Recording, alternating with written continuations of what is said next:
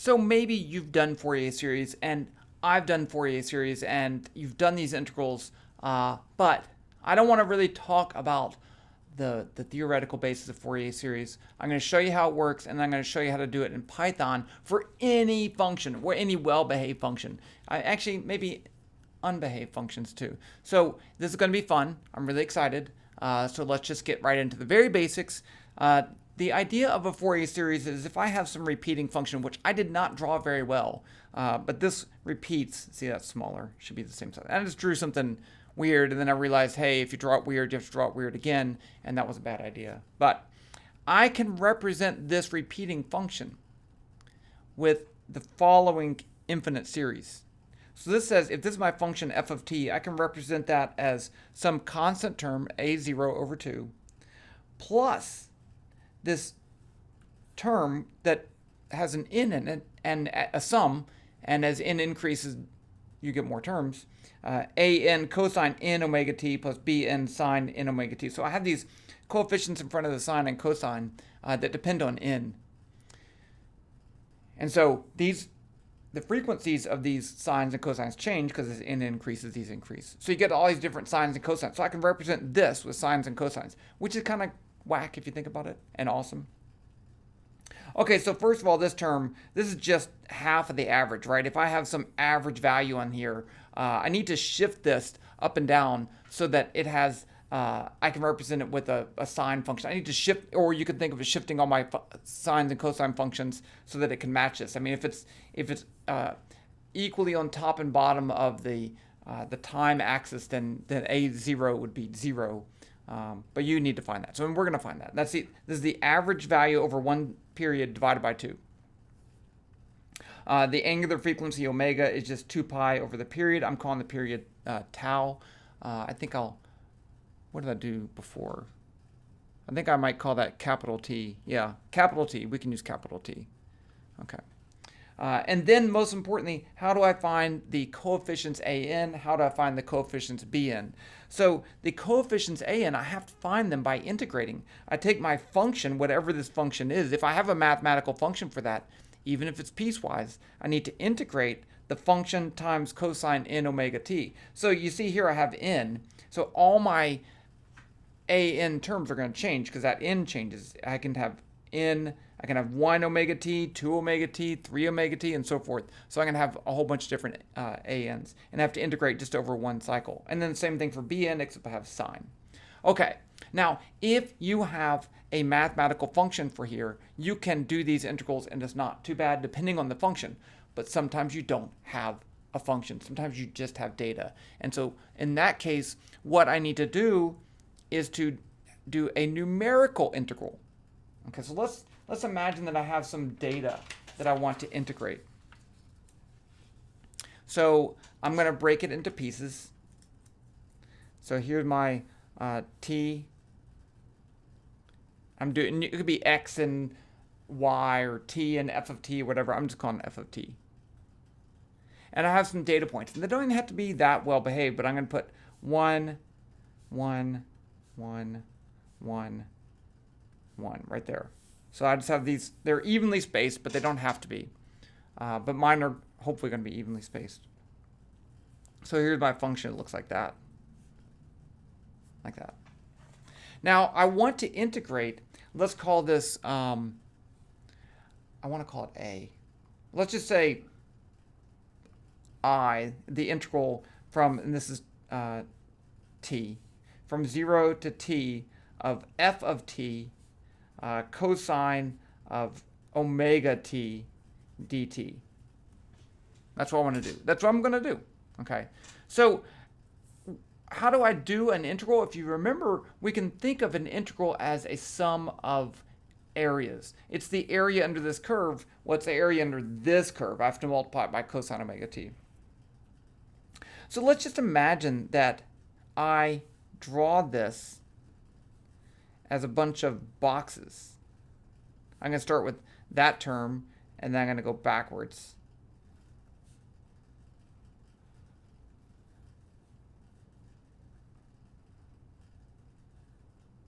Like that. So here I have 1, 2, 3, 4 boxes, even though I have 1, 2, 3, 4, 5 data points. And so what's the size, what's the area of this box? It's just going to be the function, let's call this point 0, 1, 2, 3, 4. That's 5 points to start at 0. Then the area of this box is going to be the function evaluated at t1, right? That's time 1, whatever that is, times cosine of omega t1 times the width. And this is going to be, the dt is going to be actually t1 minus t0. So this is my width, and then my area is going to be, my height is going to be this product right there. And that will be equal to, let's call that delta I. And so this is delta I. Delta I. I can do the same thing for this one. I can do the same thing for this one. I can do the same thing for this one. And then the total I is just going to be the sum of delta I. But then I can find a numerical value for that coefficient, and this is A1. This would be A1. Well, I actually have to divide it by 2. What was it? Divide by the period t times 2. I need to do that. And then I can find A1. So I can numerically find A1, no matter what my data is. I don't even need a function for it. I just need data. I can do this numerical integral and find that coefficient.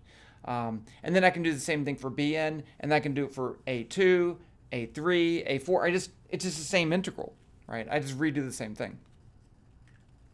Okay, so what I want to do, there's a lot of stuff to do. Number one, I want to pick a periodic function and just plot it. And it can be anything. And then use that periodic function to find A0 and to find AN for any value of n. I can make a function, any value of n I put in there, it returns a value for A, A2, A3. I can just put that in by doing a numerical integration. And the same thing for B. And then after that, I can plot my function, my solution here for different signs. So there is a lot of stuff to do. Let's just jump right into it. I'm going to, of course, use Python. So let's switch to Python. And I'm using GlowScript VPython, web VPython, which runs in a browser. I'm going to show you some cool tricks. There's still some things I'll probably gloss over. If there's something that doesn't make sense, you just put a comment, and I'll try to reply. Because we're going to do graphing. I'd like to do an animated graph. We'll see. We're going to deal with lists. So let's just start with it. Okay, so this, I'm going to give you the code below, but you really need to play around with the stuff in order to get the hang of it. So let's make that a little bit bigger. Okay, so the first thing I need is my period. I need my angular frequency omega. I need to make my function. So let's just say, I'm just going to say a period of 1. Omega, I'm going to use W for omega, even though that's wrong, is 2 times pi divided by t. I'm going to need that later. Now what I want to do is I'm going to make a data list. I'm going to make a list of all my f values for t, right? So I'm going to have these data points, and I'm going to put them in a list. So in Python, in web VPython, we can deal with lists. It's really pretty nice. It's not as nice as real Python, where you can use an array, but here we are. That's what we have. So I'm going to make 2 lists. So I can make a list. I'm going to call this first one F, it's just my data, and then I'm going to call my second one TS, and it's going to be my times. That's what the S is for. So let's just say, So I'm going to say T equals 0, and DT equals 0. I'm going to make it very large at first, 2.5, just so we can see what's going on. I can change that to make it smaller. Now what I want to do is go from 0 to the period t in step sizes of dt. So there's a couple ways we can do that, but I'm going to do the way I did it before, which isn't always the best, but I think it makes the most sense. Let's just do while t is less than t, right? So a full period. I'm going to calculate some function. Let's just say f temp equals 0.5 times t. I just want to have a value, right? So it's going to be increasing the whole time. And then I want to add that value to my list of functions. And I'll show you what I mean. F equals f plus f temp. Now, so when you're dealing with lists in Python, you can use this append function. I don't really like that just because it doesn't look as messy. This looks better to me.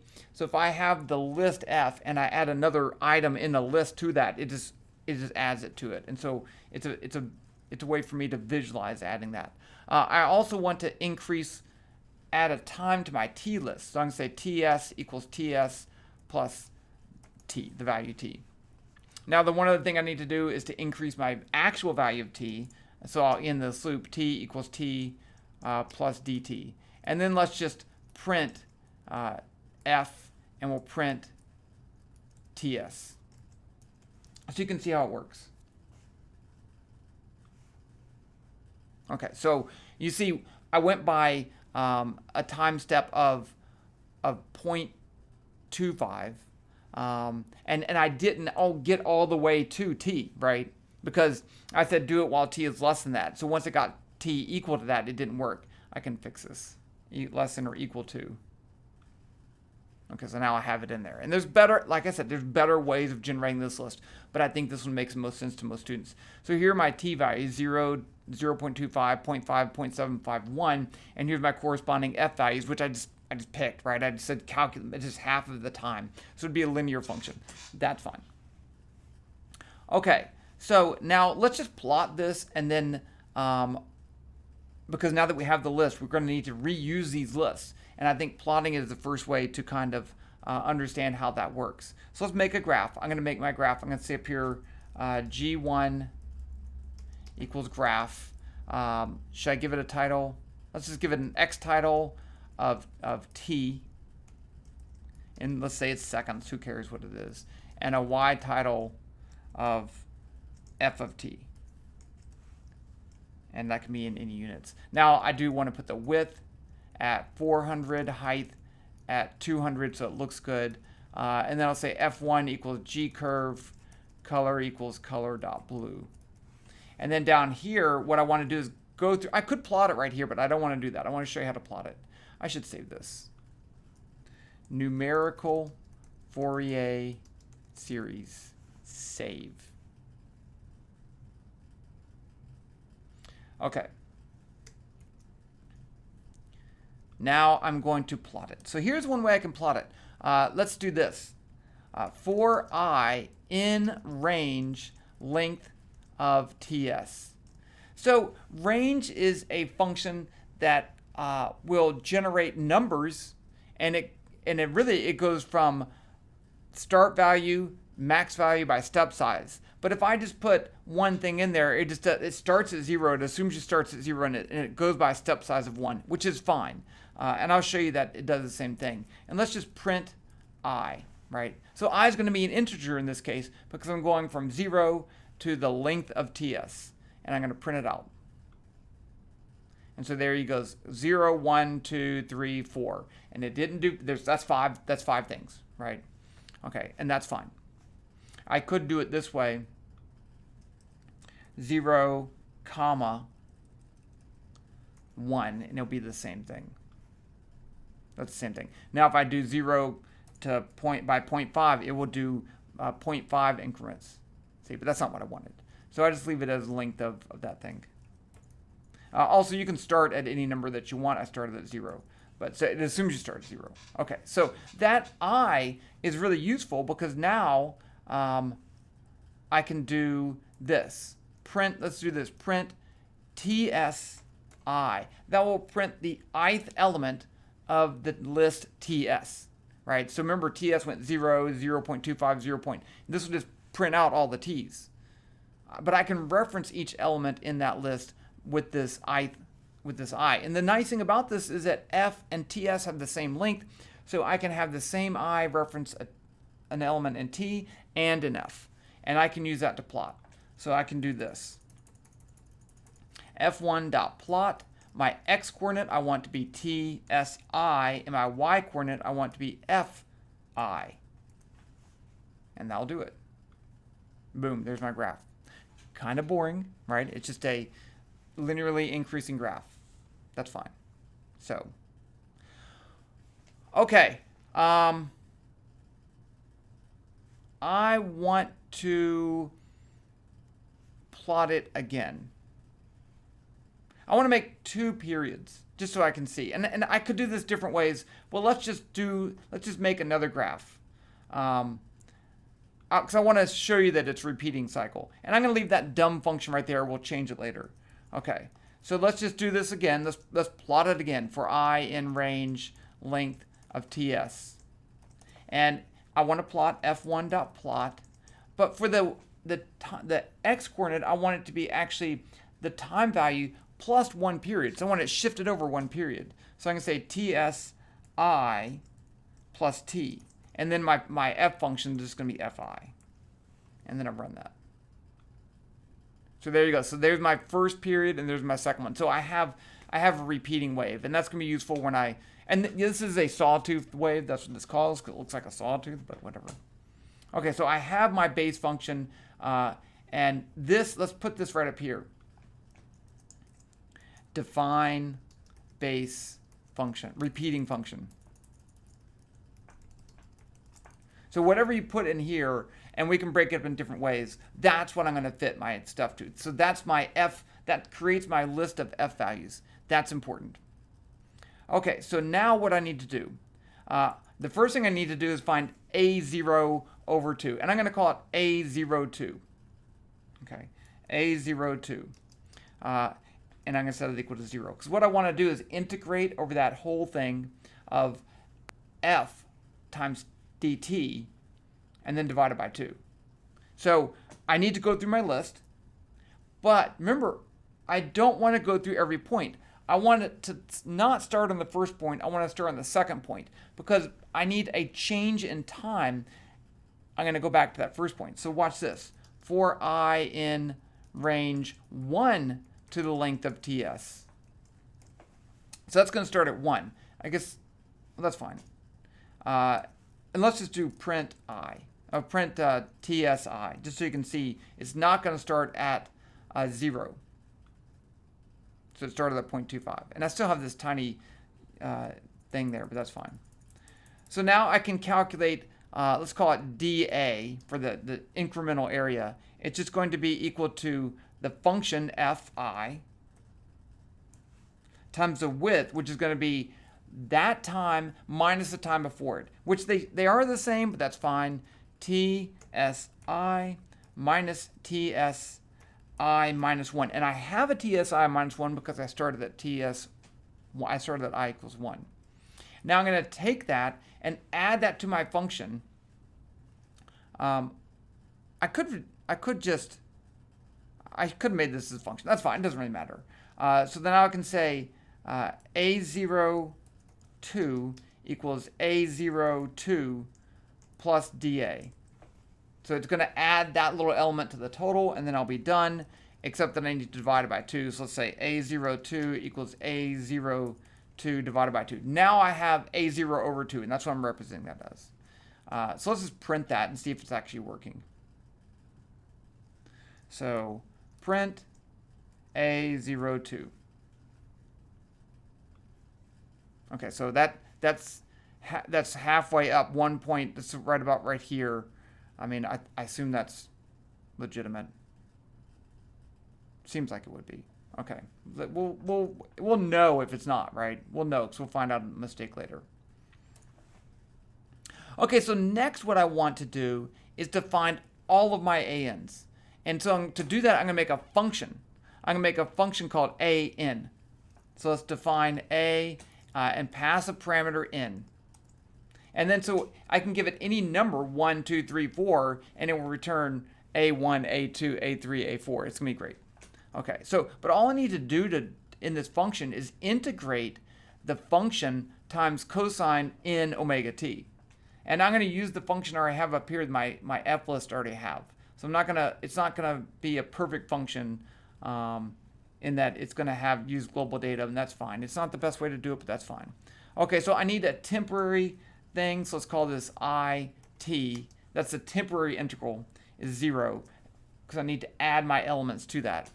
And now I'm going to do what I did for A0. It's just going to be for I in range 1 to the length of TS. And you can use f, length of f, You can link the TS. They're the same length. It doesn't really matter. But that 1 is important because I'm starting at the second element.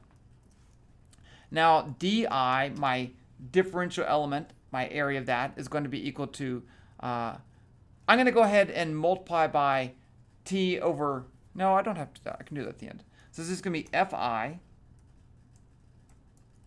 times cosine n times omega times the time, which is TSI. And then I need to multiply by my, that's my height of my rectangle, need to multiply by my width, which is going to be TSI minus TSI minus 1. And then I'm going to add that to my total, IT equals IT plus DI. And then I'm going to have to return a value, which I need to multiply by 2 over the period before I return it. So I'm going to say return 2, it's 2 times that, right? Yeah, 2 times IT divided by the period. So let's just test that out. Let's just see if this is working. Print A1 equals A1. See, I can just call that function right there. Let's print A5, 4. A4. That's it. Let's just run it. Okay, so we're getting some numbers there. Let's go up here and make our step size a little bit smaller. Let me make this what I did before. Let me check. 0.01. Okay, so because that actually is important, I'm making that assumption that my functions are constant over that time interval. So if my time step is really large, it doesn't really work. And so you see here I get a very, very small number, and in fact, that's essentially 0, but we can leave it. It doesn't have to be actually 0. So that's fine. And let's delete that. Now we just want to make a bn function, and the bn is the same thing. And I'm just going to copy this and paste it. And I'm going to change it to b. And then what is the thing I need to change? I'm listening. I'm listening. You should answer. I'm just kidding. I'm just playing with you. I'm going to tell you. Yeah, it's just all we have to do is change this from cosine to sine. That's it. And then let's print B1, and let's print B2, and let's print B5.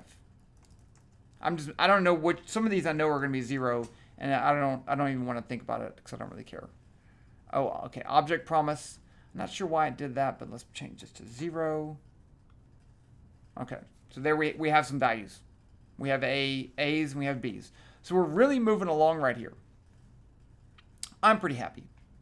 And we can calculate them for anything that we want. Okay, so now we need to actually construct our solution. So let's how many terms do we want in our series? Let's just say, I'm going to say n equals 5. I probably shouldn't do that many. And now I need a counter.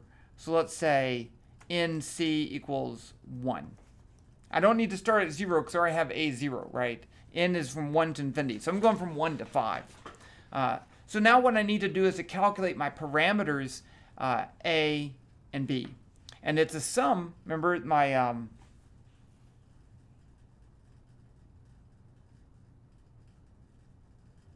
I'm seeing what I did over here.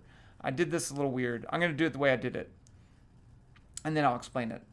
Because this was a tough problem, right? You could do this manually. And if you want to do it manually, you do it manually. You got to be you. So I'm going to do it the same way. I'm going to make a list. AN equals an empty list. And it's going to be a list of my ANs. And BN is an empty list. And that's a list of my Ns. Then I'm going to say this, while NC is less than or equal to N plus 1. And that way I make sure I get all the way up to 5. And what I want to do is just calculate my N value and add it to that list. So I'm going to say AN equals AN. This should be bigger. That's too big. That's fine. We'll do it this way. I just want to make sure it's big enough for you to see. And that's Weird. Oh, there it goes. Okay. an equals an plus a function nc, right? Nc is my counter. So it's going to be 1, then 2, then 3, then 4. So I'm going to calculate an. I'm going to add it to my an list. And same thing for b. bn equals bn plus b of nc. And then I need to increase my nc. nc equals nc plus 1. So let's just do that and then print an and print bn. So this is going to be my list of a's and b's. So there's all my a's. They're all 0. And my b's are not quite 0. But that's what we have. That's fine. So it seems like it's working. So now that I have those, I want to go ahead and make a graph of my solution. So let's call this FFP equals G curve, color equals color dot red. That's what I'm going to plot my solution. And I can say this. Yeah, let's go while, let's set t equal to 0. Go back. So I want to start, I've already changed it, right? I think I did. I want to start back at the beginning and start t equals 0. And now I'll say while t is less than or equal to 2 times the period.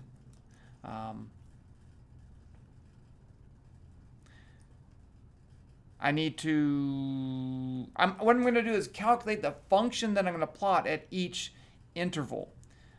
So I need that Fourier function to plot. Let's call that FF, the Fourier function. So I'm going to start off with it as A0, 2, and then I'm going to add stuff to that. And how do I add stuff to that? I need to go through all my list of ANs and BNs. So I can say for I in range, length of AN, BN's the same length, so it's fine. And then I can just say FF equals FF plus ANI times cosine of, now that I, it starts at 0. So I probably didn't do that the best way, but I want to make it, see, I have my problem is the index for AN, the first one is 0, but I want n equal to be 1. So let's say I plus 1. I'm going to put I plus 1 instead of n times omega times t plus bni times sine I plus 1 times omega times t. So I'm adding that value. I'm going through all my A1, A2, A3, A4, A5, B1, Bn, B2, B, all those. Okay. And then I add that all to my function. So now I have my function. I can go ahead and plot that. FFP.plot T FF. And now I need to increase 1 to T, increase my T. T equals T plus dt. I think this should work. Let's see. Okay, it's, maybe that's just, it's kind of off. It seems like if it shifted up, it'd be better. I think I might have made a mistake with my A0. Let's see, A0. Aha.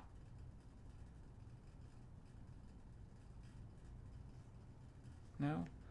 Let's see. A4I in range. 1 to TS. dA is Fi times that.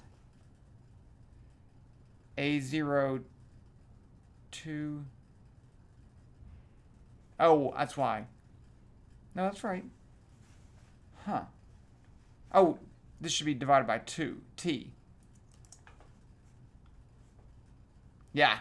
That's pretty good, right? I mean, that's pretty good. That's only 5 terms, and it matched. I could make this animated, but I don't want to make it take too long. What I want to do is to show you how this can be any freaking function. And I just said that, I'm sorry. So let's just, here's my f function, right? I make my f function right here. Let's just change some of the values. Watch this. Let's say f, let's see, there's like 100. So let's say f20 equals 0, f21 equals 0, 22 equals 0. I'm just moving these down so it's a, oh, that's a 5. F. One more, F 23 equals 0. So I have these 4 data points in the middle that are 0. So I'm going to shift them down. And let's see what happens. See, I put that little dip in there. It's not that big. But you'll notice that the function did change. It does, like, I don't care if it's like some crazy function. I don't care. We can even do something more crazy. Let's do this. T divided by 3. It's going to be that. And then the rest of the way, while t is less than or equal to t, I'm going to have another function. F temp equals negative 0.2 times t squared. And then I'm going to add that to my function just like I did up here. So I actually have 2 different functions, right? I'm putting them together. And that's fine. It doesn't matter. I'm just making up stuff. Let's get rid of this because I don't want to do that. I'll leave it.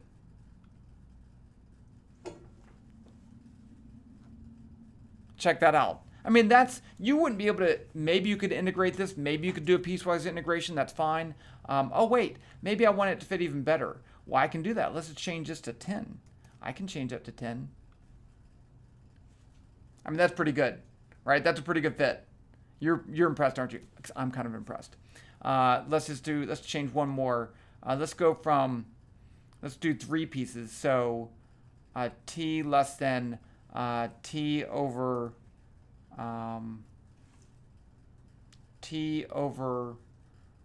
let's say 0.8 times t. See, I'm just getting crazy right there. And the rest of the way, while t less than or equal to t, f temp equals, what was my value there? It was like, let's just say f temp equals 0.5.